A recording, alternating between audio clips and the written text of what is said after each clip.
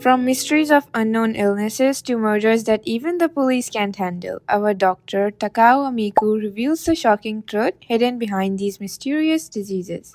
When I watched the trailer and read the synopsis of this anime, my head went like, oh, so it's the Apothecary Diaries but in modern times? Count me in. Winter 2025 started, and in a day or two, we will get My Happy Marriage Season 2. お帰りなさいませ。旦那様。 Our girl Mio will meet her in-laws, who will be very mean to her by the way, especially Kyoka's mother. We will get to know more about her powers, and we will also get to see her getting jealous, as Kyoka will choose his former marriage candidate as her bodyguard to protect her from a man who claims to be her father.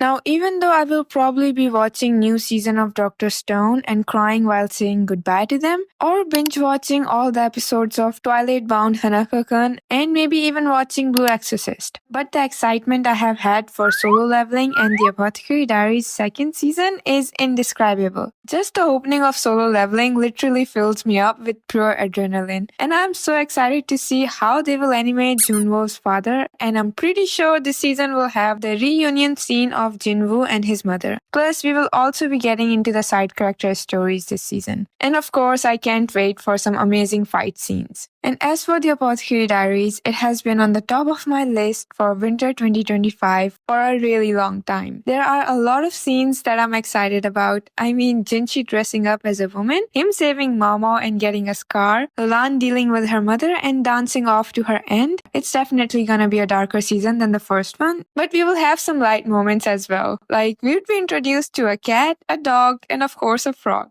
Speaking of the Apothecary Diaries, we will also be getting this new anime, Amiku MD Doctor Detective, where we will have our female protagonist as a doctor, giving her insight to the police on different cases that are brought to her. Though I do feel like it would be somewhat similar to the Apothecary Diaries because that's what Mama does for Jinshi, but it might focuses more on modern medicine rather than a time where a girl like Mama had to search for mushrooms and herbs. Okay, so I think a passionate / knowledgeable female character and great medical mysteries might be the only resemblance between them. The next new romance anime that I'm waiting for is Honey Lemon Soda. I'm not gonna lie, I have heard some hype about this anime, and though I haven't read its manga and don't know the whole story, I can tell that it's gonna be a hit with just looking at the animation. The story is about a quiet girl named Yuka Ishimori who was nicknamed Stone or Rocky due to always freezing up in front of other people and was endlessly bullied as a result. Now in high school, she has a chance for a fresh start and to improve herself, but during her first week, she accidentally gets soaked in juice by her classmate Kai Miura, a guy with lemon hair color. Kai is everything that Yuka isn't. He's popular, aloof, and bold enough to speak his mind. Despite their contrasting personalities, Kai always encourages her to slowly come out of her shell, offering a helping hand when others avoid to do so. Although Yuka initially wanted to have a friendship, she later realized her true feelings, that she has fallen in love with him. I know these type of animes makes one feel single, but for me, the animation style make it seem worth it.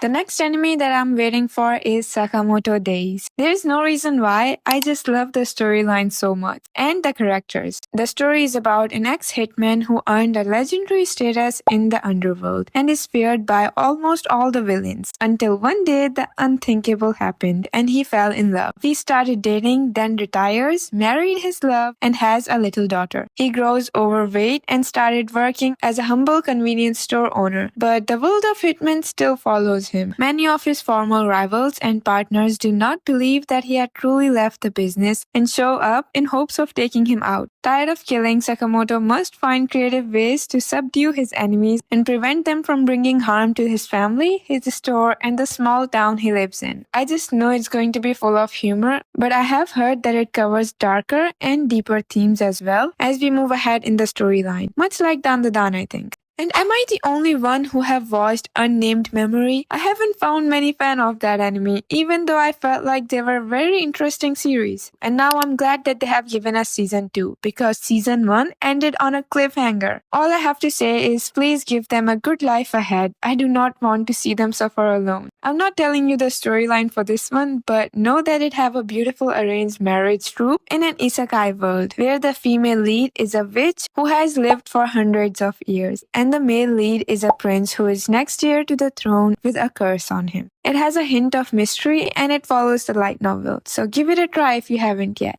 Another upcoming new anime that looks good is Tasokare Hotel. It was originally a game, and from the trailer, it looks pretty good. So that hotel is a place existing in a realm between life and death. The establishment hosts spirits that are lost between both worlds, functioning to help them regain their memories so that they can return to their rightful place. The main genre for this is mystery and supernatural. The protagonist wanders into the hotel without remembering who she is or why she is there. Guided by the hotel staff, she is led to her room where there are items related to the customer's memory that might serve as clues to help them regain their memories.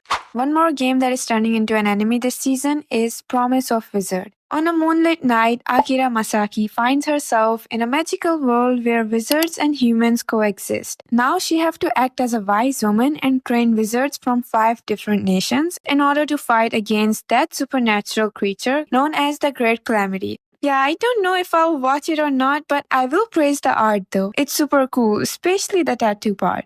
Like every season for the past years, we're getting reincarnation / villainous anime this season too. And for me, the only one that stood out the most this time is From Bureaucrat to Villainous, That's Been Reincarnated. Here we have a 52-year-old civil servant who becomes the villainess in his next life. Reborn as Grace, the drill hair character who is a villainess of an autumn game his daughter used to play. From the little information he possesses, he knows that he should be a bad, noble girl. But the disciplined older man is simply unable to act in such a manner. His calm and kind aura led him to befriend the heroine, further endearing him to the student body as the ideal of elegance. He tries really hard to keep the story on track and draws on his years of experience in the workplace, his perfect Japanese manners, and his family-oriented morals to fit in with his fellow kids. Not going to lie, it's a pretty unique storyline for me. But I'm not sure if I'm going to be watching it, unless I see some random reel that boosts my interest in this.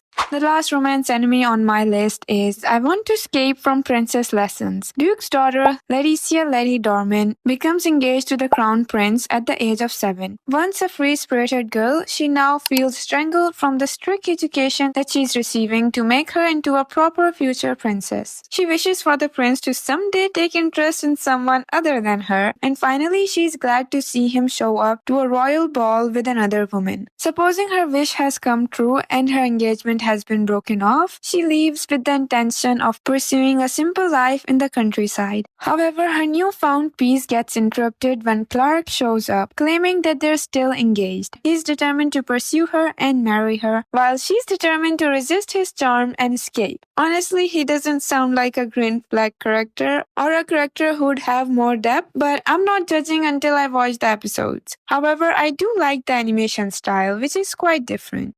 Alright, there are other new animes that are going to be aired this season, delivering full actions, office romance, or harem or reverse harem, but I was just curious about the above ones. You tell me what new anime that you're excited about. I said new anime because I know, like me, many of you will answer My Happy Marriage or the Apothecary Diaries. If you don't know, SK8 The Infinities movie is also coming out this season. Though it might just be a compilation of scenes, but I'm very happy to see Reki and Langa back on the screen again. And I'm also preparing myself for Kaiju number 8 movie along with a special episode of one of my favorite characters of Day.